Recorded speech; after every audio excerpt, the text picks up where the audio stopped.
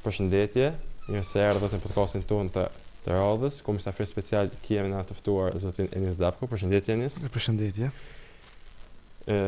Tema që do të shqyrojmë sot është roli I firmware dhe mikrokodit në arkitekturë kompjuterike. Këtu sot kam përgatitur disa pyetje për kandidatin tonë Enis Dapko, se do t'ja parashoj tani. Mund të vazhdojmë? Po.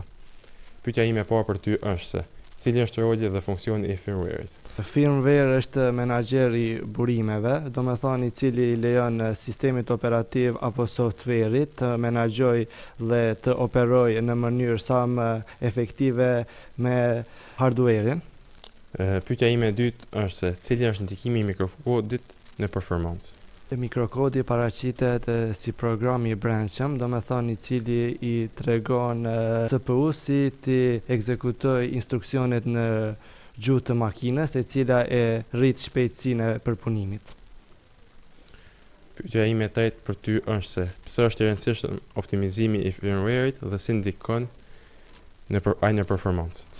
Një firmware I optimizuar e rrit efikasitetin dhe shpejtësinë e operacioneve, do me thonë si shembull mund të marrim shpejtësinë e solid state disk, e cila shpejtësia e cila varet prej saj.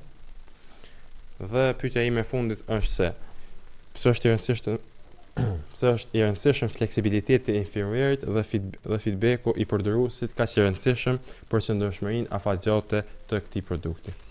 Firmware është fleksibil, do me thonë që mundet mu përshtatë me teknologji dhe me kërkesa të reja të tregut, dhe feedbacku I përdoruesve është I rëndësishëm sepse lejon përmirësimin e gabimeve dhe ruajtjen afatgjatë të produktit.